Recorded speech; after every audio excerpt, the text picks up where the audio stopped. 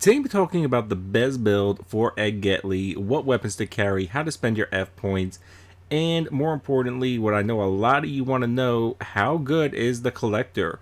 Why you would really play Ed? What is the improved chance of finding crates of higher rarity? And also, a lot of you might want to know what is the increased chance of defeating enemies will drop items.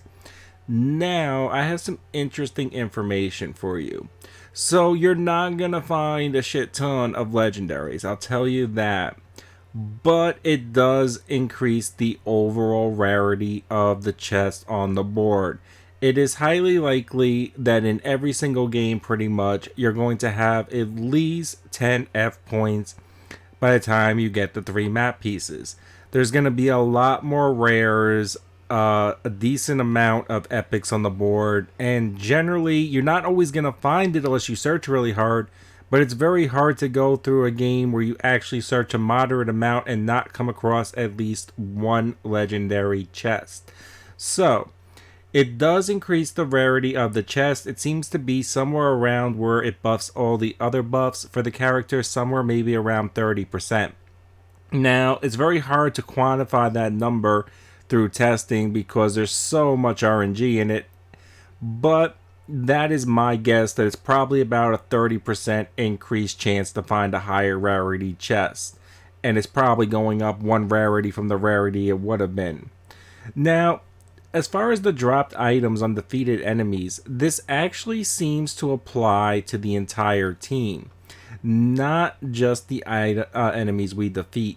But I could be wrong on that. I was going off other people's information on how much items were dropped for them. Personally, I definitely noticed that I was getting a lot more dropped items, a lot more ammo. I was struggling basically none when playing Ed. Ed always seemed to get ammo. It wasn't always the ammo I wanted, but as long as there was one other person, made sure they had a different gun. I always had ammo for them. They always had ammo for me. So while I played Ed, and I did like at least 50 games with Ed testing this all out, it definitely seems like there is increased drop rate for me, and most likely that does actually apply to your whole team. So Ed actually is a really nice contender for the Hunter class. He seems basically equal to Amanda. Amanda does have that higher damage output for a little bit. Personally, I don't really like Hunter Ash and Kelly. I know some people do. I don't feel Kelly's evade is really needed when you can easily spend the points in evade and have 6-7 evades anyway, so that ability is useless. This ability isn't as good either, but occasionally when you're in a town or you're in an area and you know there are traps, you can simply use your ability and you can take out like 4 traps real easy and exit the area and not increase the demon's level and the damage inflicted on yourself. So this occasionally comes in handy. I don't really like Kelly's ability. Ash's ability is okay. The Depossess is okay, but his finding crates isn't that great.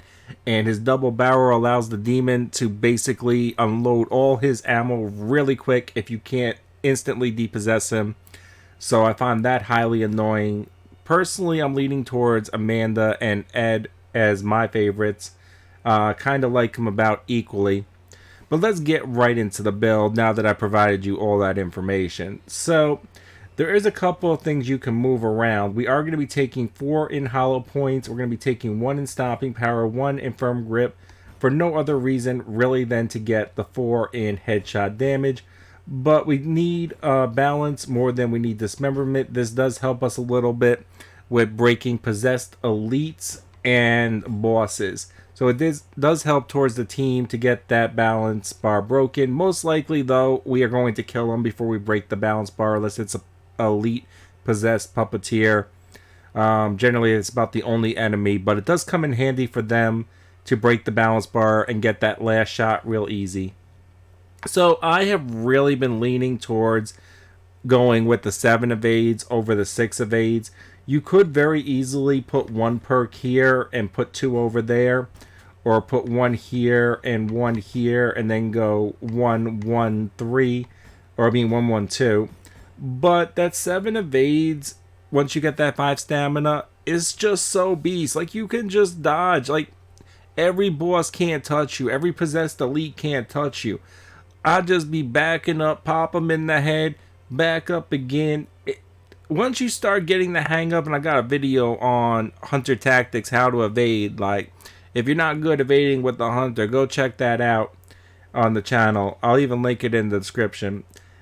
Those 6-7 evades, 3 at the start, then you'll have 4 after you put the first point in stamina, 7 after you max out your stamina. It's just so beast.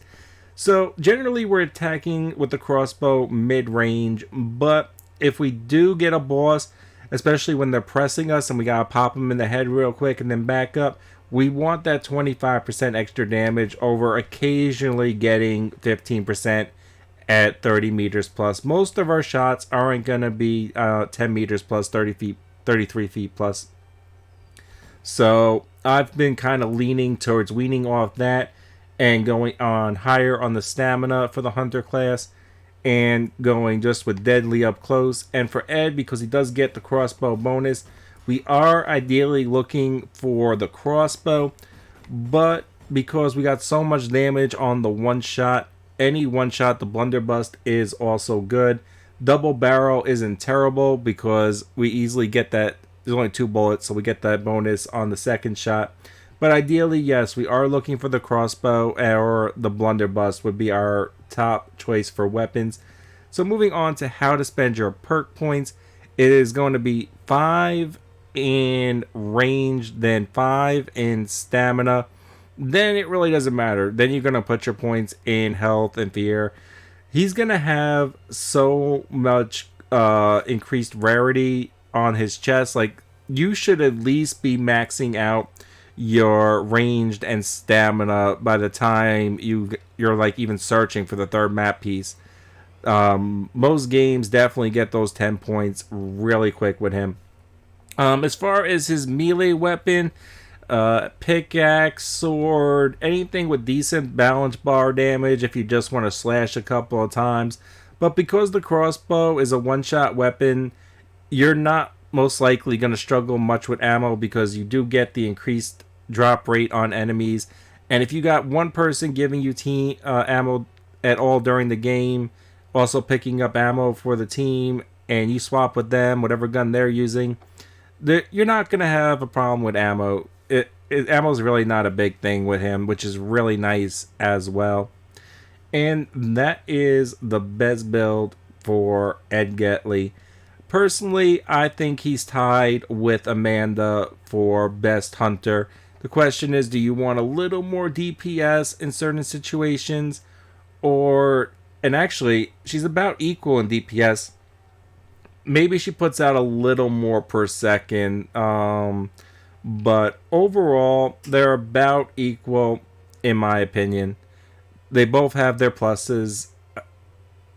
I kind of am leaning towards Ed, but I really like the revolver build with Amanda as well. She's really fun to play with that. So definitely different play styles. I think they're about equally powerful for the top choice for Hunter. I hope that helps.